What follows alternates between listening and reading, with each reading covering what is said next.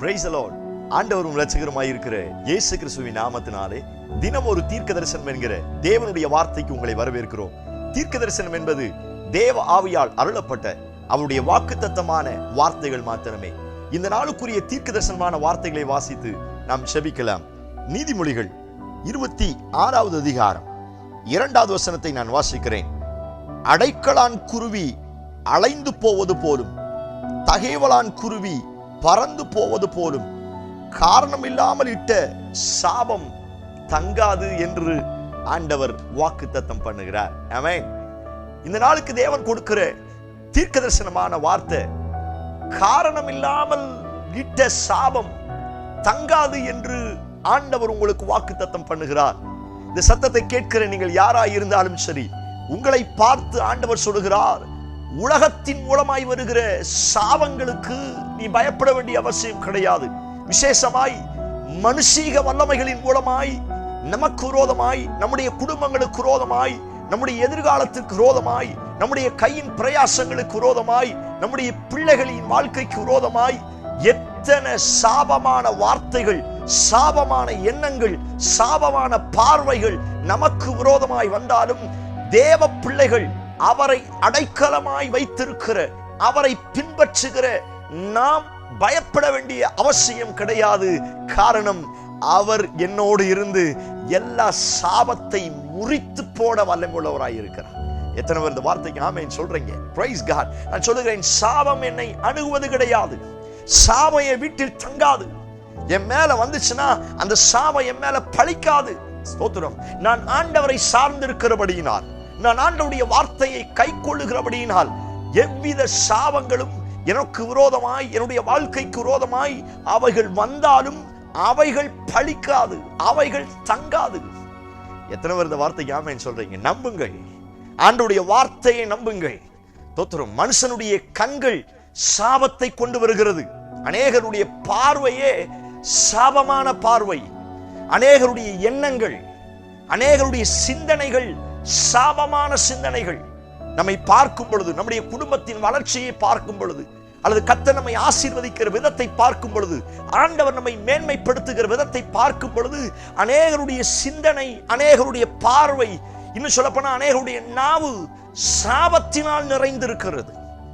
சாபத்தை யோசிக்கிறார்கள், சாபமாய் பார்க்கிறார்கள், சாபத்தை பேசுகிறார்கள்.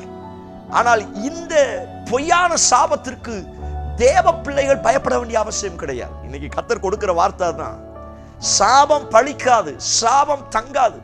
ஆமென் சொல்லி கர்த்தரை மையப்படுத்துங்க. Price the Lord. ஹல்லேலூயா.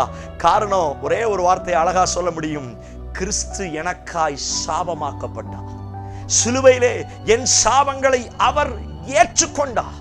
சிலுவையிலே என்னுடைய சாபத்திற்கான தண்டனையை அவர் சிலுவையிலே முறித்து போட்டார் என்று வேதத்திலே வாசிக்க முடியும். இந்த சத்தத்தை கேட்கிற நீங்கள் யாராய் இருந்தாலும் சரி, உங்க மேல வருகிற பாரம்பரிய சாபமாய் இருந்தாலும் சரி, விக்கிரகத்தின் சாபமாய் இருந்தாலும் சரி, அல்லது பாரம்பரியமாய் ரத்த சம்பந்தப்பட்ட எவ்வித சாபமாய் இருந்தாலும் சரி, அந்த சாபங்களுக்கெல்லாம் கிறிஸ்து இயேசு தம்முடைய இரத்தத்தை எனக்காய் சிந்தி அவர் சிலுவையிலே சாபமாகி என்னை ஜெயத்திற்கு நேரே நடத்தினார். எத்தனை ஒரு ஆமென் சொல்றீங்க? தோத்திரம். அவர் சிலுவையிலே அதற்குரிய பரிகாரத்தை செலுத்தி விட்டபடியினால் அந்த சாபம் என்னை தங்காது, எனக்கு விரோதமாய் பழிக்காது. நமக்கு தான் பயம், ஐயோ அவங்க என்ன எப்படி பேசிட்டாங்களே, இப்படி சாபமா போடுறாங்களே, எனக்கு விரோதமா அவங்களை எரிச்சலோட பார்க்கிறாங்களே, எரிச்சலோட பேசுறாங்களே. ஏய் சபையே, நீங்கள் ஆண்டவருடைய வார்த்தையை நம்புங்கள். அவன் விடுகிற சாபங்கள் எல்லாம் உங்களுக்கு ஆசீர்வாதமாகவே வந்து பழிக்கும். எத்தனை பேர் இந்த வார்த்தைக்கு ஆமென் சொல்றீங்க? காரணம், கர்த்தர் என் கூட இருக்கிறார். ராஜாவின் ஜெய கம்பீரம் என்னோடு இருக்கிறது. அவர் பறந்து காக்கிற பறவையை போல எனக்கும் என் குடும்பத்திற்கும் ஆதரவாய் இருக்கிறபடியினால் அவன் மூலமாய் வருகிற எந்த சாபமும் என்னை அணுகாது. எத்தனை பேர் ஆமென் சொல்றீங்க? பீலையாம் தீர்க்கதரிசி தான். ஸ்தோத்திரம். தேவனோடு பேசுகிறவன் தான். ஆனால் அவன் சபிக்க முற்பட்ட போது, இஸ்ரவேல் ஜனங்களுக்கு விரோதமாய் தேவ பிள்ளைகளுக்கு விரோதமாய் அவன் கூலி வாங்கி சபிக்க முற்பட்ட பொழுது அவனால் சபிக்க முடியவில்லை. வாயை திறந்து சபிப்பதற்கு வரும் பொழுது அந்த சாபங்களை கர்த்தர் ஆசீர்வாதமாய் மாற்ற ஆரம்பிக்கிறார். பிரியமான தேவனுடைய பிள்ளைகளே, யார் இருந்தாலும் உங்களுக்கு விரோதமாய், உங்கள் வீட்டுக்கு விரோதமாய் சாபம் போட முடியாது. ஒரு வேளை போட்டாலும் அந்த சாபம் சாபமாய் அல்ல, அந்த சாபம் மல்டிப்ளேயரான பெரிய ஆசீர்வாதமாய் என் மேல பழிக்கும். எத்தனை ஒரு ஆமென் சொல்றீங்க? எத்தனை ஒரு ஆமென் சொல்றீங்க? Praise God. அழகான தீர்க்கதரிசனமான வார்த்தை. குருவி பறந்து போகிறது போல சோத்ரம், உன் வீட்டில் இருக்கிற சாபம் பறந்து போகும். உன் வீட்டில் அது இனி தங்காது. ஆமென் சொல்லி கர்த்தரை மையப்படுத்துங்க. என் பிள்ளைங்க வாழ்க்கைக்கு விரோதமா சாபம் போட்டாங்க. என் வீட்டை பார்த்து சாபம் போட்டாங்க. என் கையின் பிரயாசத்தை பார்த்து சாபம் போட்டாங்க.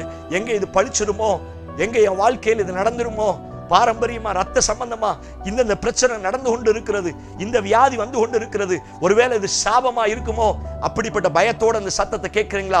உங்களை பார்த்து ஆண்டவர் சொல்லுகிறார், ஒரு குருவி பறந்து போகிறது போல உன் மேல இதுவரை காணப்பட்ட சகல அவிசுவாசத்தின் மூலமாய் வந்த சாபத்தை நான் பறக்க செய்வேன்.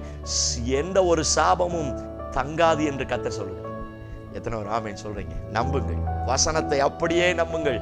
சாபம் தங்குவது கிடையாது, சாபம் பழிப்பது கிடையாது. சோத்திரம்.